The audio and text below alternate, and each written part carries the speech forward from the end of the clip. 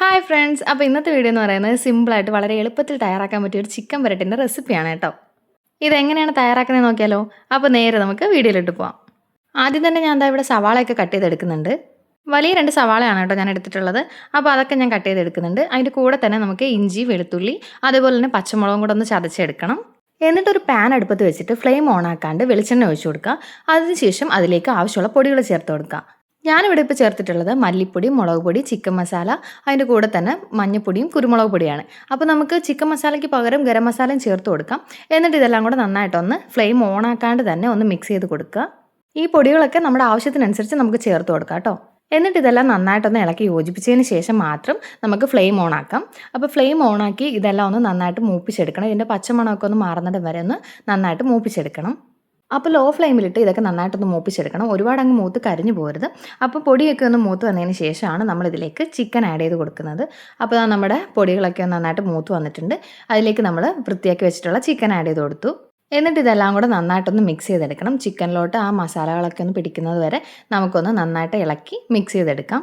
അപ്പോൾ ഏകദേശം മസാലയൊക്കെ ചിക്കനകത്തോട്ട് പിടിച്ചിട്ടുണ്ട്. ഇനി നമുക്കതിലേക്ക് ആവശ്യത്തിന് ഉപ്പ് ചേർത്ത് കൊടുക്കാം. ഉപ്പും കൂടെ ചേർത്ത് ഇത് നമുക്കൊന്ന് നന്നായിട്ട് വീണ്ടും ഒന്ന് ഇളക്കി കൊടുക്കാം. നന്നായിട്ടൊന്ന് നമുക്ക് മിക്സ് ചെയ്തെടുക്കാം. എന്നിട്ട് ഇതിലേക്ക് നമ്മൾ വെള്ളമൊന്നും ചേർക്കുന്നില്ല. വെള്ളം ചേർക്കാണ്ട് നമുക്കിതൊന്ന് അടച്ചു വെച്ച് കുക്ക് ചെയ്തെടുക്കാം. അപ്പോൾ നമ്മളിത് അടച്ചു വെച്ച് കുക്ക് ചെയ്തെടുക്കുകയാണ്. എന്നിട്ട് നമ്മൾ കുറച്ച് സമയം കഴിഞ്ഞിട്ടൊന്ന് ഇളക്കി കൊടുക്കണം. ഇളക്കി കൊടുക്കാനായിട്ട് നോക്കുമ്പോഴത്തേക്കും വെള്ളമൊക്കെ ആവശ്യത്തിന് ചിക്കനിൽ നിന്ന് തന്നെ ഇറങ്ങിയിട്ടുണ്ട്. അപ്പോൾ ആ വെള്ളത്തിൽ തന്നെയാണ് നമ്മൾ ചിക്കൻ കുക്ക് ചെയ്തെടുക്കുന്നത്.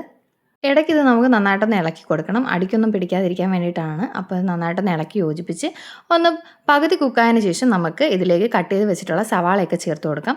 അപ്പോൾ ഞാൻ ഇവിടെ സവാള ചേർത്ത് കൊടുത്തു. 2 വലിയ സവാള അരിഞ്ഞതാണ് കേട്ടോ ഞാനിതിൽ ചേർത്ത് കൊടുത്തേക്കുന്നത്.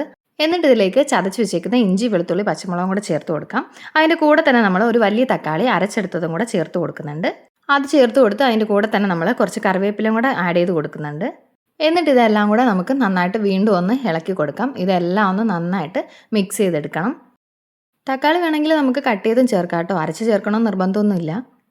അപ്പോൾ നമ്മളെല്ലാം നന്നായിട്ടൊന്ന് മിക്സ് ചെയ്ത് കൊടുത്തിട്ടുണ്ട്. ഇനി നമുക്ക് ഇതിലേക്ക് ആവശ്യത്തിന് ഉപ്പ് വേണമെങ്കിൽ ഈ സമയത്ത് ചേർത്ത് കൊടുക്കാം. ഉപ്പ് വേണമെന്നുണ്ടെങ്കിൽ മാത്രം ചേർത്താൽ മതി. കാരണം നമ്മൾ ആദ്യമേ ഉപ്പ് ചേർത്തിട്ടുണ്ടല്ലോ. എനിക്കിപ്പോൾ ഇവിടെ ഉപ്പ് ആവശ്യമായിട്ട് തോന്നി, അതുകൊണ്ട് ചേർത്ത് കൊടുത്തു. എന്നിട്ട് ഇതെല്ലാം നമുക്കൊന്ന് ഒന്നും കൂടെ ഒന്ന് ഇളക്കി യോജിപ്പിച്ച് വീണ്ടും ഇതൊന്ന് അടച്ചു വെച്ച് കുക്ക് ചെയ്തെടുക്കാം. ഇതിപ്പോൾ പകുതി വേവായ ചിക്കനല്ലേ. അപ്പോൾ ഇതൊക്കെ ചേർത്തിട്ട് നമുക്കൊന്ന് അടച്ചു വെച്ച് കുക്ക് ചെയ്തെടുക്കാം. അപ്പോഴത്തേക്കും നമ്മുടെ ചിക്കനൊക്കെ നന്നായിട്ട് വെന്ത് കിട്ടും.